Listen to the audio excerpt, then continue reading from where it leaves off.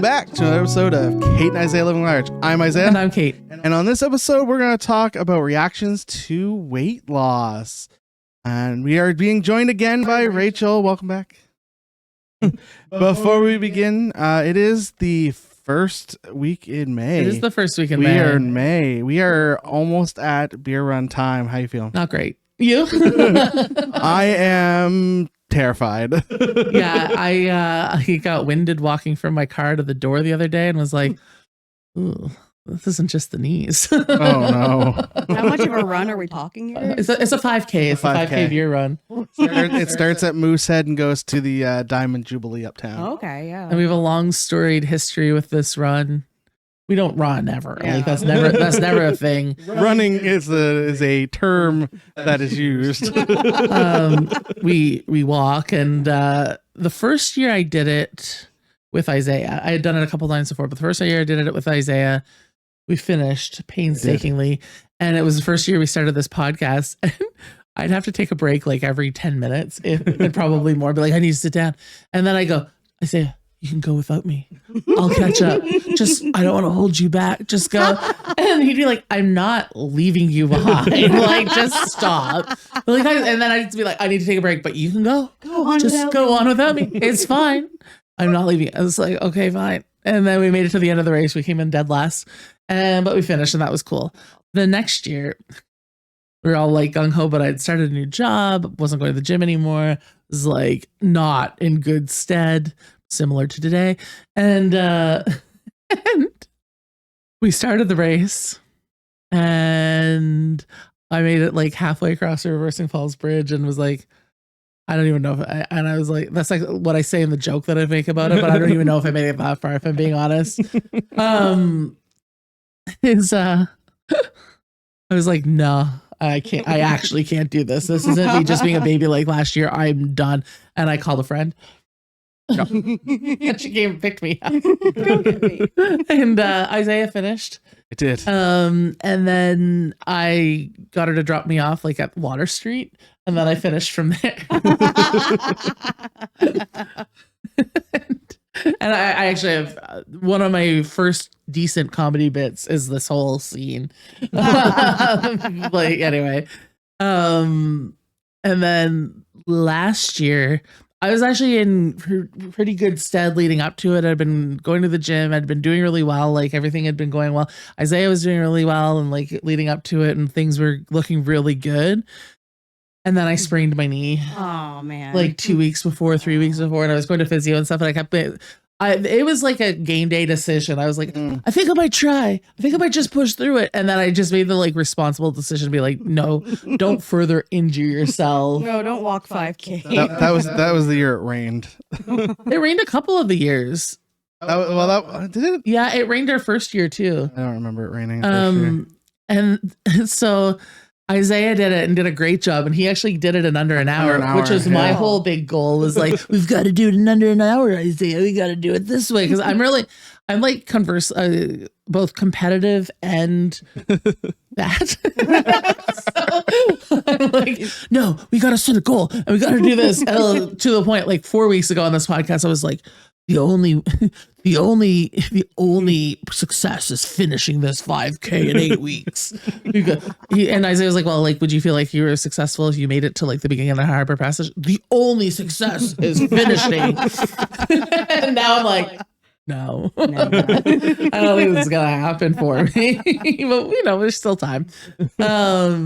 So last year I did put the bib on again, even though I didn't walk the race, but I waited for Isaiah at like a pivotal point so I could cheer him on, and then was attempting to walk the rest of the way with him, but I didn't want to hold him back from that hour-long finish. And I was like, limp along, you go. And then we drank our faces off. That's amazing. Right.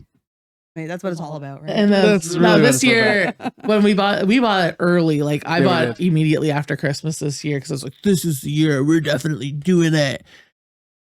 I don't know. I bought early this year. Last year, I bought last minute. Like, you got someone else's ticket, I think. Yeah, it was a lot of trying to get tickets to get. Yeah. And anyway, so this is where we're at. This is what we talk about it pretty much every podcast, like leading up to it. Like, are we gonna do it? who are tens of fans, is getting a little old, I suspect. But you know, what do you do? So we just got more lighting as the curtain fell off the window in our studio. And by our studio, I mean Isaiah's studio that I claim as my own. One of these days, that curtain's going to be permanent. So what we're going to talk about this time, as Isaiah mentioned off the top, is how people react to significant amount of weight loss, and how it isn't the encouragement you think it is. And we're happily joined by Rachel, as Isaiah mentioned off the top of the episode. And I think I'm going to give her the first word. You had actually, I'll preface it with, you had a Facebook post in the last month or so that was basically like, you know, people keep asking me how I do it and this, that, and the other thing, but like, doesn't feel great. Maybe you could say it better than I can, but why don't you take it away? Well, yeah. I mean, if I'm remembering right, if I'm remembering my own words correctly, basically what I said is it doesn't always feel great to have people point out how much weight you've lost. Yeah. Essentially. Right. You know, people do think they're complimenting you and they mean it well. I know that no one's coming at me like maliciously. No, or of course not. trying to make me feel bad, but that's kind of end up making you feel bad. Because it's like, was I not as good a person before? No, that's just it. I was the exact same person before all this. Yeah. And I mean, it's just doubly weird when you genuinely haven't done much, like, quote unquote, hard work. Right. Like you haven't, quote unquote, earned it. Yeah. People are like, well, what's your secret? And I'm like, diabetes. Hi, sugars. I'm so sweet. Pretty much, yeah.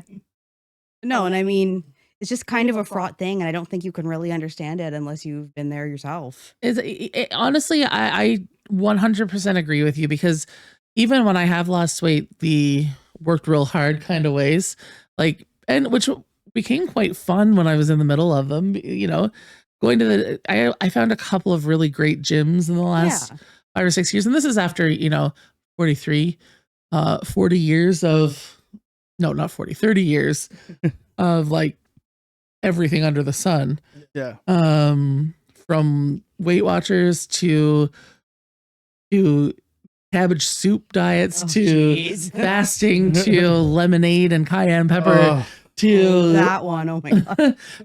I've never done full keto, but I've done the high protein, low carb. I've done literally done Noom, this, that, the other thing. I can recite them. Actually, when we were going through the paperwork with the doctor, she's like, can you tell me some of the weight loss things you've tried? And I was like, do you want me to go on a timeline or alphabetically? Like, I've got a litany of them. Would it be quicker for me to tell you the ones I haven't done? Oh, wait, none? Okay, cool. Okay, right, yeah. So, and you know, and you do, and what I know for me, because I have a significant amount of weight that I carry, as soon as I lose 10 pounds, I start to instantly feel better because I'm literally lighter and it's less pressure on my knees and stuff. So yeah, I feel better that way. Oh, totally. But emotionally, I still feel the same. Like, there's parts of me that I don't beat myself up as much because I feel like I'm working on it. Right. Which is, to your point, when you take a needle and you're just losing weight, like, this is a miracle. Like, no, I mean, like, wow, like this is every dream I've ever had since like my late teens. But then it's like, I'm still the same person, whether I'm the weight I am today or the weight I was when I was 18 or the weight I was when I was 5. Exactly. Like, I find those compliments, it depends on who it's coming from. Yeah, that's I think the people that know the struggle you've been having and are close friends, it's kind of a compliment. It is, yes. The people that are like family members that would have like dragged you for being overweight at one point in time, or, you know, stranger that just kind of seen pictures of you before, I think that's a different compliment. Yeah. Oh, totally. Yeah. No, like there's a family member in particular. Kind of their attitude towards me now is almost like, oh, look at you getting yourself together. Finally figured it out kind of thing. It's like, I've been employed. You're running employed, you know, in a significant relationship, in a home, like doing things for a long time before I lost however much weight. Like, And I mean, what's hilarious is this same family member also was diabetic because, like I said, it's all in my family. Yeah. And I mean, they didn't have weight wasn't an issue. They've always been very slender. Yeah, because that's the cards they were dealt. Like, Exactly. doesn't mean they're not diabetic. Doesn't mean they can't lose a foot. Like, No, and this person literally gave themselves. They literally they practically almost went blind Oh god. from nerve damage to their eyes. oh my god. There were a few months there where they couldn't even see. But they felt God. like genuinely like you were getting yourself together Yeah. by losing this weight. Like, and that is so backwards. Like, I think I said offline, or did I say it on the last podcast about this thing I read? Or, oh my god, never mind. Carry on with this. Okay. Whatever. You do this all the time. You start saying something, then you change your mind. Well, I think I said I think it was on the last podcast, so I don't want to reiterate it, but it was for those as a recap. A woman who had a job, lost like 75 pounds, and then got a promotion and did nothing different at work. Right. Yes. Like, it's just it's pervasive, and you don't like to believe that any of that the fact that you're carrying weight is holding you back any more than you already thought. Yeah. Right. By literally holding yourself back from a 5K. But it is actually influencing what people think of you. And I know for me, one of the things I get really concerned about is making sure that I don't ever smell bad. Because I don't want to be the fat girl that stinks. Right. No. Like, I don't want somebody to look at her. Eating in public is a challenge. Oh yeah. Oh, it always is. No, it's so true. And then you end up like in your own closet, literally like, oh, what am I going to do now? And devouring whatever's in front of you. Yeah. Yeah. I don't want to say like, don't compliment somebody, because I don't want to make, I always am conscientious about like making people feel like I was just trying to be nice. Like, yeah, I get that. And most people get that you're not trying to hurt feelings. It's not about the person doing it or saying it necessarily. No. It's literally a surprise to me sometimes how I'm internalizing things. Because it really does go back to, was I not a quality person? Or am I, right now I'm probably at the heaviest I've ever been. I don't know how I weighed myself in a minute, but oh no, I weighed myself at the doctor. I'm almost as the heaviest I've ever been. Yeah. Within about 10 pounds. And I like to think I'm still a quality person. Oh yes, you absolutely are. Like, I still have things to contribute to the world. Yes. But even subconsciously, are there a myriad of people that don't believe that? Oh. I mean, I feel like anti-fat bias is like just as bad as it's ever been. Yeah. Even though there's more a lot more attempts to be positive, but sometimes it's like the push for people to be positive has caused the negative to be even harder. Yeah. Nope. Well, and we talked about we've talked about like people who have chosen to lose weight for whatever reason. And maybe it's this, we don't know, like you talk about celebrity culture and they're under a microscope all the time, but people almost get angry at fat icons or whatever. You look at Lizzo or something like that, or Adele or some of those ladies, and people are like, well, they used to be this and now they're not. And they almost start getting negative reaction because they've lost weight. And you're like, Oh, it's so true. What are you doing? No, like, I mean, it makes me think of Kelly Osbourne. Right. And what she's gone through in her life. I mean, she was the butt of all the jokes as a teenager. Right. For being chubby, basically. And now she's not. And now she's kind of swung in the other direction and she's getting hate for it too. It makes sense to me why she'd be hostile to people making comments about her body. 100%. Because it's been, and I mean, there's a certain degree of like, if you choose the celebrity culture, like, having a regular podcast in St. John. Yes. If you choose that celebrity culture, you open yourself up to some chatter about whatever you put out there. But at the same time, that's a real human, like, who is feeling real feelings. And why aren't we talking about, certainly with Lizzo and Adele's cases, like, man, they're both great singers. Yes. Like that's what they're doing. They're putting themselves out there and singing some tunes, and that's pretty cool. Yeah, no, nothing's changed about Adele's singing voice. It's No. still what it always was. No, you don't get the same vibrato. I'm just joking. No. Like, I mean, I don't want people to feel like, oh, never compliment me. I'm No, like, it pisses me off, because it's not like that. no. But I mean, the feelings are just complicated, and it is what it is. 'Cause I mean, I think you've said this, and I've certainly felt it. I know Isaiah has. It's complicated in your own head. Mm-hmm. Like part of anytime I've lost weight, I'm simultaneously happy and proud as I am questioning. Oh, the thing that used to happen to me when I was young is I'd lose like 50 or 60 pounds. It's usually the numbers between 50 and 60, and then it usually goes up by more. So then over time became a net gain. Right. But what would happen to me when I was young, because I used to blame my weight on being single. I used to be like, I'm single because I'm fat and nobody wants to talk to me, and that nobody's showing an interest, and that's just the way it is. And then I'd start to lose weight, and I'd be like, oh no, I'm still single. Maybe it's my personality. Like, oh no. And so that used to wreak havoc on my brain. Now in my later years, not that I'm old, but like now that I'm just a little bit more mature, slightly, I'm more like, oh, I'd like to live past 55. Yeah. I'd like to be able to walk when I'm 55. That'd be cool. Like, well, no, I mean, like the health stuff is like, that's fantastic. Like, I'm unabashedly happy about that stuff. yeah, 100%. Like, you know, like my sugars being good, and Yeah, like all these other health markers being good, and definitely, yes, being more mobile and being in less pain. yes, Like, that's like, it's kind of funny how a difference of 50 pounds really does, like, it's huge. Yeah. yeah, it makes a huge difference in how much like stamina I have, how much Yeah, I can get done without feeling like winded and exhausted. exhausted Well, constantly. that stuff is like great. Like, I'm super happy about that stuff. of course. Like, but when we start getting into like more appearance based talk, that does kind of bum me out. You know what I Yeah. mean? Of course. Like, And interestingly enough, you work in an industry that is appearance based. yeah. Like Well, that. I mean, when I'm doing nails, it doesn't matter what I look. I look like a hobo. It doesn't matter. yeah, exactly.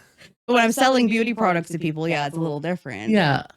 But it's about like, you're doing nails, you're doing those things. It's about making them feel better about Absolutely, themselves. yeah. Like that's the whole reason people do Yeah. any of this is to feel better, one would hope. Well, exactly. And I mean, like, that's the part of my job that I love. I love helping people feel just a little better, or like Yeah. do a little something for them, right? Right, of course. So no, like appearances are like, I'm not going to deny that they're important, Of course. but And there's a difference between like, you'll show up at, like, I work in an office job. It's important that I'm clean and well Yeah, yeah. kept and showered and all of those things, yeah. but I don't think it matters whether it matters to me because I feel better when I can walk from my parking spot to across the street to the place without getting out of breath, yeah. without a break. Yes. Like, oh no, the light's about to change. I was counting on that break on the crosswalk. Genuinely, that's Yeah, the thought yeah, that I crossed know. my mind. Versus like showing up with dirt under my fingernails and that kind of thing. Right, Am I yeah. boring you, Isaiah? Yeah. Oh my gosh. What about you, Isaiah? What do you? I mean, I think the bigger thing is, it's a little different when being a guy, because the jokes are typically weight based. It's a lot of, and when you lose weight, it's not really, people don't compliment you on losing weight when you're a guy. No. It's not quite the same. It's more of a, it just becomes more of a punchline, like, oh yeah, must stop drinking beer, did you, or and all that kind of stuff, right? Yeah. So it's a little different. It's similar, but it's not quite the same when you're a guy, right? Right. Yeah. No, that's fair. Because we've talked about guy culture and weight on this podcast before. Like, no woman is ever going to go up to another woman and pat her belly and go, "Put on a few, did you?" But that is very much guy culture. Yeah. Yes. No. I mean, like Brian, like you guys know Brian, Yeah. my Yeah. fiance. I'm And he pretty was on this podcast yeah, for. like I'm pretty sure his whole comedy shtick is just like I'm going to make fun of my weight before they can. Yeah. I feel like that's probably at least partially why he sort of developed humor, like almost like a defense mechanism. 100%. He and I Yeah. actually have he and I talked about that when he was on. We all talked about it. Isaiah was here too, I guess. I was here. But but we talked about that when he was on the podcast because he still has a podcast with Ara, 4-Story Walk Up. They haven't Sort of- done they've it in done a long while. time, but they used to have a podcast called 4-Story Walk Up, and we talked about that when Brian Godsill was on this very podcast about a year and a half ago or so. And I asked him point blank, like those guys would be, because they're comics and they're friends, merciless with each other. Oh my god! About yes. and like he'd be equally as merciless back. Like that's 100%, their dynamic. And I actually sat in for Brian one time on the podcast because he couldn't make it or whatever, and I said like, okay, I'm your token Brian Godson now. I'm the fat one. Like, okay, let's go, guys. And that was fine because like I opened the door and I can take it, and it's totally in that context because I know these are my friends and they like me. Yes. It's when it's from an absolute stranger that's always or worse, somebody who's trying to be kind. Yeah. Like I had an instance once years and years ago when I worked at Kent where these two very nice ladies who were friends, a little older than me, but like very well-meaning, came up to me while I was working the customer service desk one day and said, "We're really concerned about your weight." Oh my god. And they genuinely were. Sure. But not the time, not the place, not the people. That's not who I needed to hear that from. No. Not my doctor. You're not my doctor. Yeah. You're not my mom. Like, I can almost tolerate it from my mom sometimes. Yeah. Almost. But I mean, like the thing that, like, fat people know they're fat. Yeah. There's a comic Lisa. Very well aware. There's comic Lisa Baker who has lost weight, but she used to be quite big, and she has a bit where she's like, yeah, somebody coming up to me telling me I'm fat, and I'll go, oh, thank God you told me. I had no idea. Yeah, fat people know they're fat. No. They know before you do. Like, Yeah. we feel it. Like, But I mean, yeah, like the kind of concern trolling about health that you can get from people. Like, I'm just worried about your health. Oh, are you? are you? Are you? Tell me my last name. Yeah. You're pretty prevalent and spoken about your journey online. Did you get any of the keyboard warriors come at you, or are you pretty locked down? I'm pretty locked down. Like, Yeah. I'm mostly talking to people that I know. That's For the most part, like I know that once you expose yourself to like the wider internet, you've got all the Isaiah's told me that he protects me from some of the ones on YouTube. no, people are vicious. The second can that be. like a fat person is in their view, people are absolutely vicious. Yeah. Definitely can be. I've also learned that there are certain sects of the population who are very attracted to fat people too, which is also a whole Mhm. thing. So we've talked about dating online and all of this. Well, you signed up for BBW Cupid, right? No, I have not. But I keep getting the targeted ads. Shut up. I know I'm fat and single. Leave me alone. No, like you'd actually be surprised at the amount of like super muscly guys that Yeah, like 100%. bigger women. Yeah, it's like a thing. Okay. But also don't want me for my body, want me for my personality. Exactly. No. Exactly. Well, on that note, where can people find you on the internet, Isaiah? You can find me at Maritime Brews on all of the social medias. Where can they find us? Find us at Kate and Isaiah Living Large. Before we go to the next part, thank you so much, Rachel, for being Yes. on this podcast. This has been so insightful, and we hope you've had a really good time. I have. This is my first podcast episode ever. It's Oh, been very you're welcome. exciting. Thank you so much for letting it be ours. We appreciate you being on 100%. We're happy to have you there. Thank you. But moving forward, yeah, of course, you can donate to us to keep improving our new studio setup at Buy Me a Coffee. And you could also like, share, subscribe wherever you listen to your podcasts at, or hop on over to YouTube and look at our beautiful faces on YouTube. And if you are already on YouTube, if you can like, share, subscribe over there, that's much appreciated. But Until next week. Bye. Bye.